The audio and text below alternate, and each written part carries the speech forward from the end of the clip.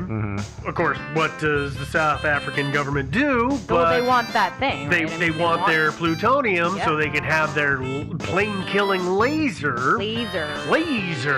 They contact their good friends, the North Koreans, who of course oblige them with this material. Because they just have stockpiles of They do. Uh-huh. And what the North Koreans do is they smuggle it to Taiwan, and then it is smuggled on board SAA 295 in the air quotes here, guise of cargo. Yeah, like computers and stuff. Yeah.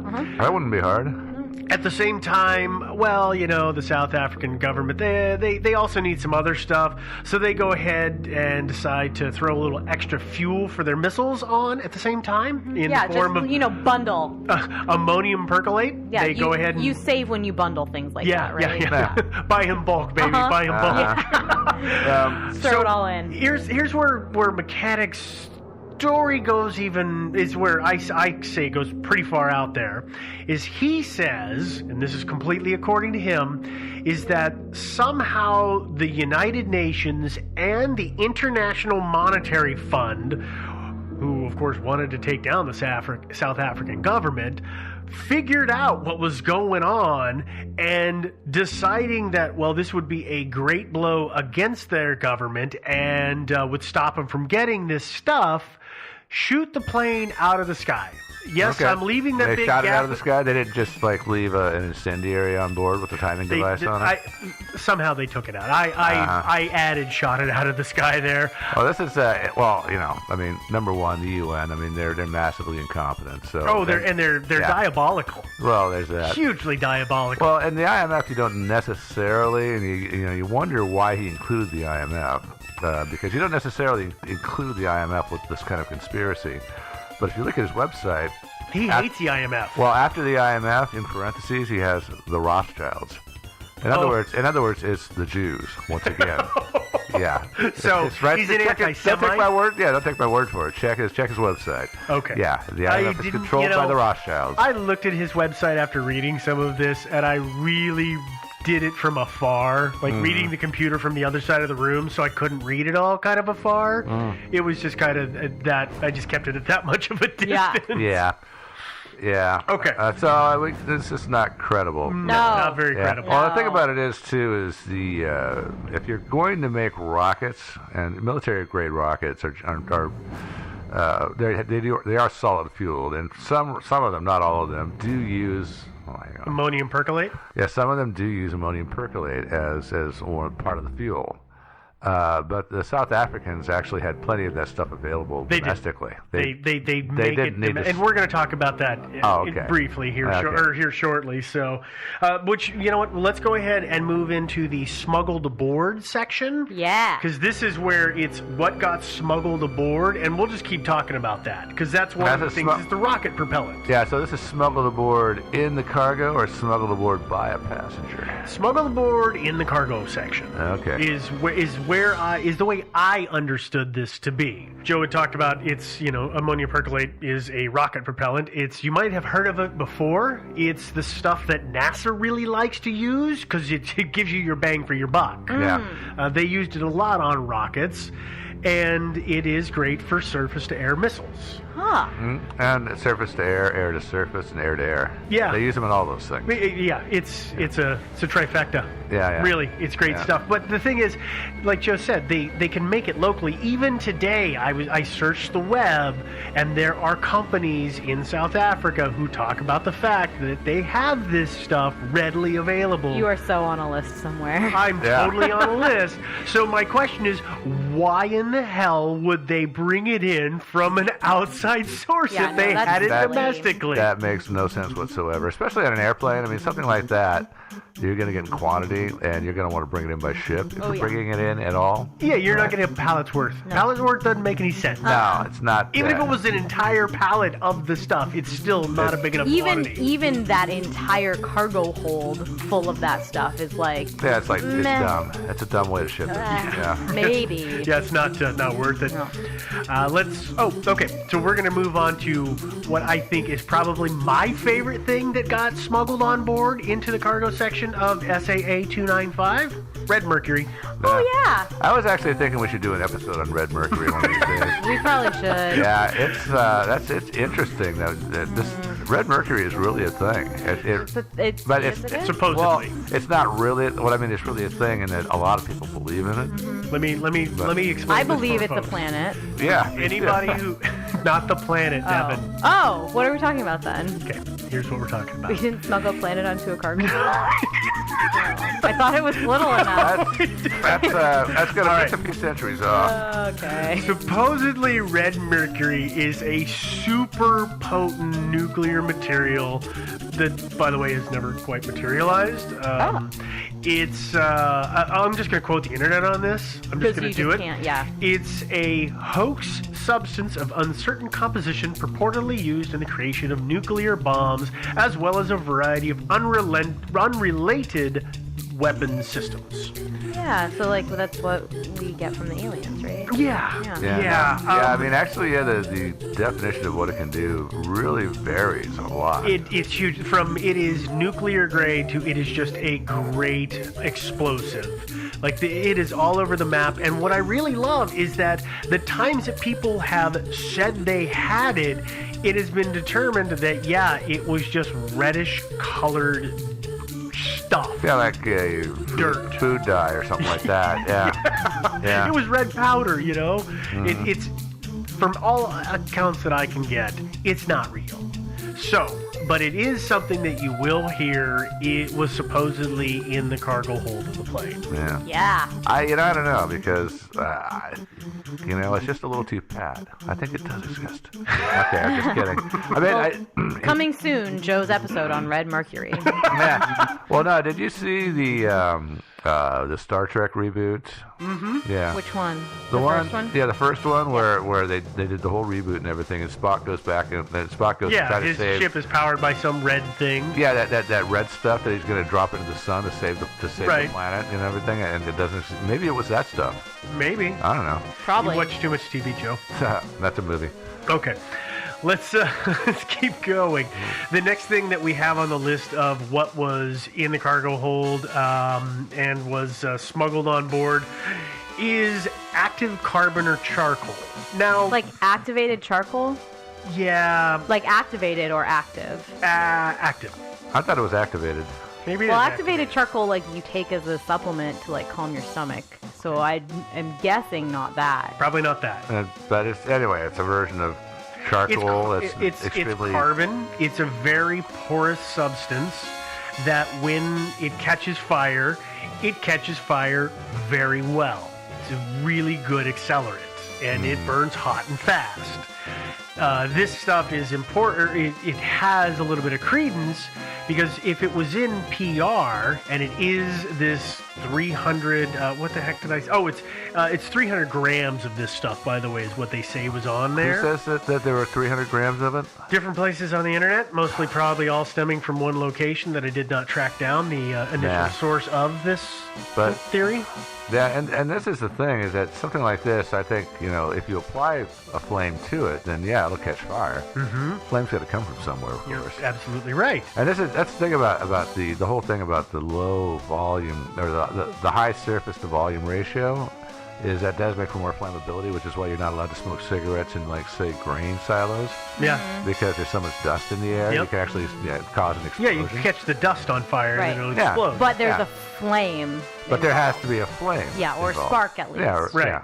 So that is a kind of a big red X on this one because we don't know what caught it on fire. It's just that this theory holds that basically something caught fire and then this stuff caught on fire because of it, and because of the high surfaced area burned quite hot and quite fast, and that's where everything came from there. Yeah. Now, why that was packed in with a bunch of computers, I have no idea. And why somebody was standing next to it smoking a cigarette or something. Yeah. Another mystery to me. I believe that at that time it was still legal to smoke on airplanes. Mm-hmm. Yeah, it totally was. It probably was. So you would think, you'd be strategic in your packing too at that point too, right? If you have something that's super volatile and like really flammable, you stick it below in the cargo area. You don't stick it above where a passenger might accidentally, maybe, possibly wander into, right? You would probably think. wrap By it the way, or seal it in a passengers box. couldn't just wander into the cargo hold. Well, But there's one a of the door, crew could. right? I mean, one of Yeah, the crew. crew knew how to get in there, but I'm just because you said it could be a passenger back there smoking a Could cigarette. there not? I mean, They couldn't just it's not get just in a there. door?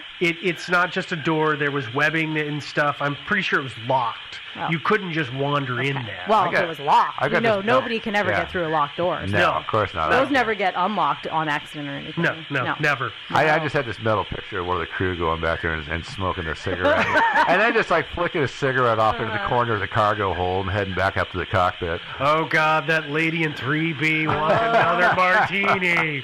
She keeps hitting the stewardess button. Okay, let's move on from there. We're going to move to the next thing that might have been in the cargo hold, and that is fireworks. Okay, fireworks, as we all know, are very combustible, and they're they're unstable. It's like there's gunpowder in there or something. Which is why you're not supposed to take them on airplanes, because they can catch fire quite rapidly. Yeah. It could be as simple as it was. I've seen it as places as, let's say, it was just sparklers. So let's say it was a bundle of sparklers, and if they're stacked, they're like logs stacked on top of each other. The vibration over hours is going to create friction, which is going to create heat, which could eventually set one of them off. Is that a real thing? Is there? Yeah, I was going to ask the same question. Is there any documented instance of this ever happening? There's not. There's not. Because this is the only rational way that I can come up with that a firework could have caused the fire in the back of this plane. Yeah, because I mean those things are actually pretty stable. I mean, it's you actually have to take a flame to them. Well, but even then, again, sometimes they 9.5 don't. hours Yeah. of vibrations, it could The happen. thing about it is, no, sparklers are transported all around the country in trucks and in planes and everything like that. And as far as I know, they don't. It's self-ignite. Yeah, Well, but it's 'cause they're 9 refrigerated. hours. Yeah. They're refrigerated. Well, I mean, imagine. Yeah, I imagine. wish everybody could see the look I just gave Steve, because it was good. Yeah, I'm having a hard time buying this. But I'm did too. you? Are you going to cover the rocket theory? Well, go for it. Well, yeah. I mean, there are people saying that it wasn't just ammonium percolate or whatever. It was like or just rocket fuel. It was actually complete rockets, like air-to-air missiles, air-to-surface missiles. Because But would those still have just like randomly exploded? I mean, Wouldn't those Well, have that's been the thing. noted by the surprise inspection? Well, unless they were. I mean, imagine where you have crates of these things, and then what you've done is you've glued computers to the outside of the crate, and then wrapped it all in like plastic. I can see Joe right now is going through his head. Okay, so I've used the hot glue gun, and I've glued this computer to that computer to make a Lego wall. Like they're hot glue gun together. Is that how this goes? I mean, I'm not mocking you. I'm trying to understand. Yeah, no, I mean, it's just that theory has been put out there is that there were completed weapons on board, that there were actually rockets on board.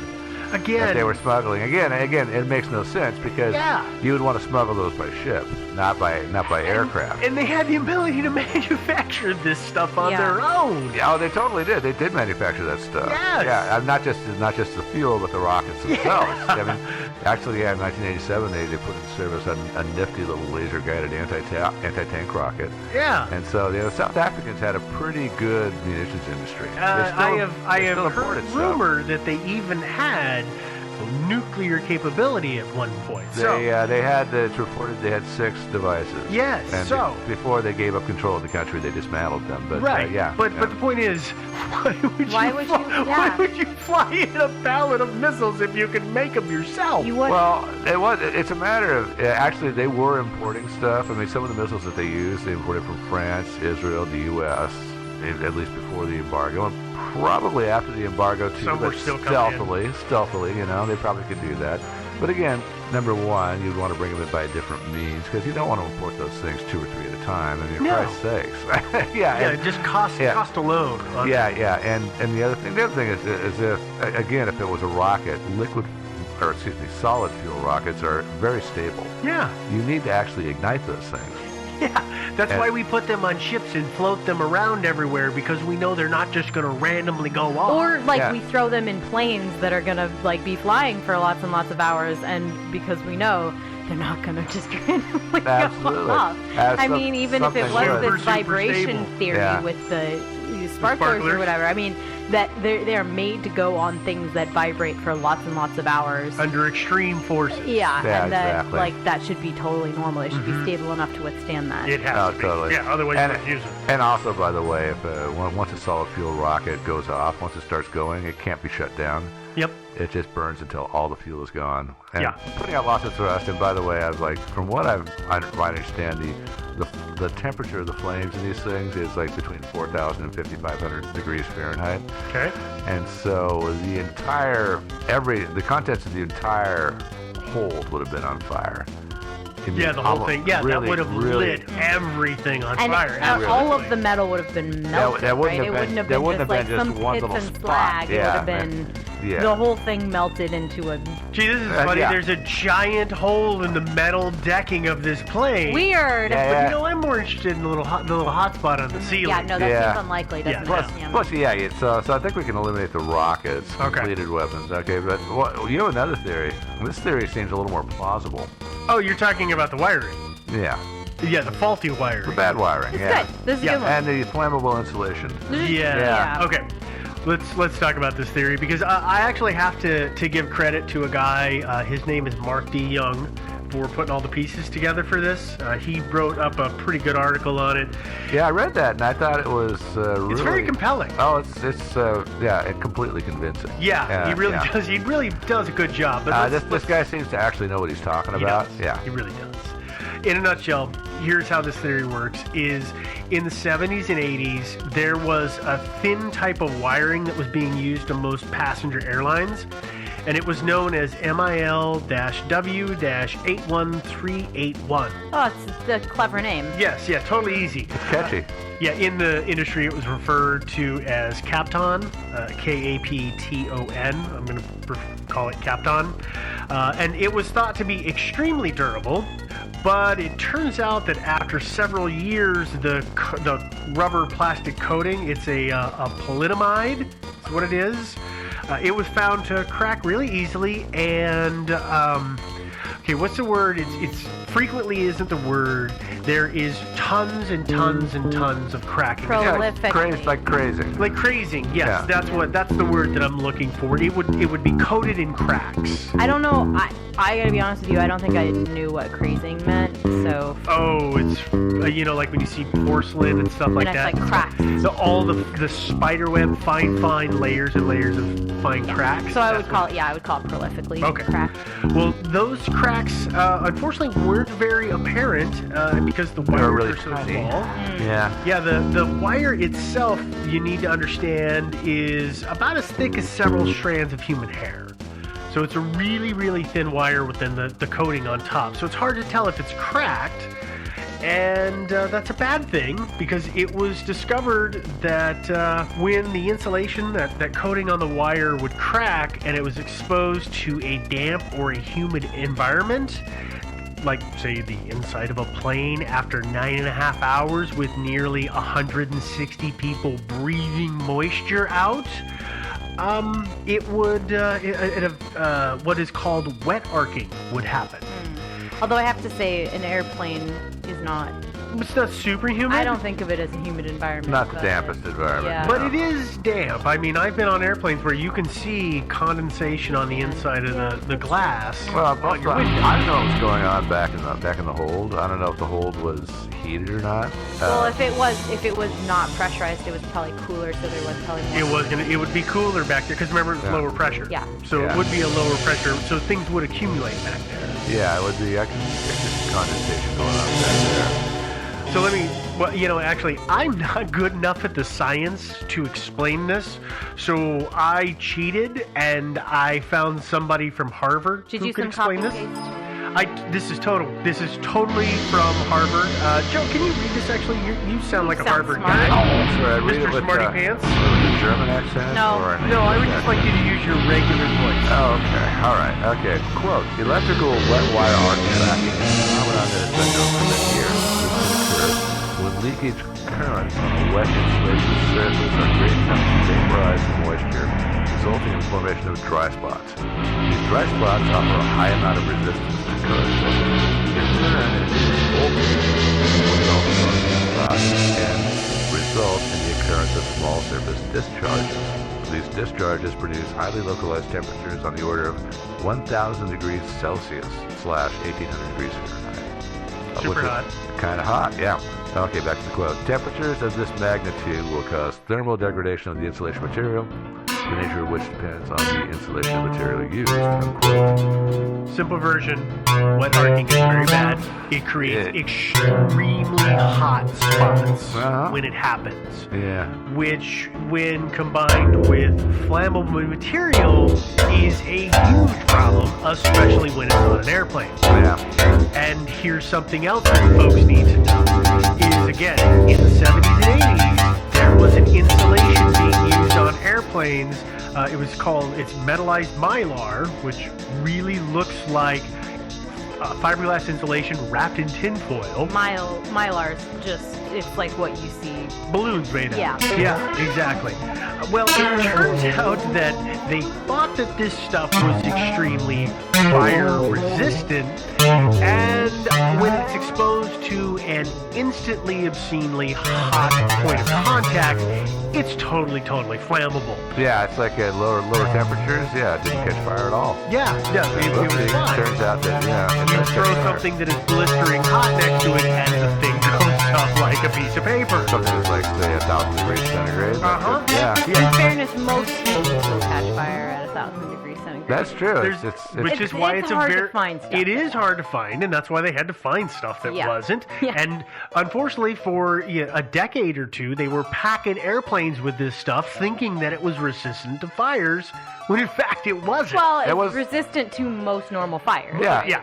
If, as Joe said, some idiot flicked his cigarette into the corner and it caught the carpet on fire, the insulation probably wouldn't have burned. Yeah, and in fairness, it was much better than the stuff that was made out of ammonium percolate that it replaced. Yeah, no, that never was a thing. No, I'm just joking. Okay, back to here. Do you remember PR, the pallet that is in question? Right. Where the flame was supposedly have taken PR place? pallet. Yes. Well, according to the work that Mark Young has done, he has figured out that there was a main wiring path that ran above PR, and that wiring path used this wire that the Kapton wiring, and it was also underneath or directly on top of insulation. So if wet arcing took place, it would have caught that insulation on fire. That insulation would have eventually burned enough to fall on top of the pallet, which would have kept the fire above the deck of the plane, which would explain, it's that super hot, that slag is going to happen in that super high temperature, and then the fire is going to continue to burn upward.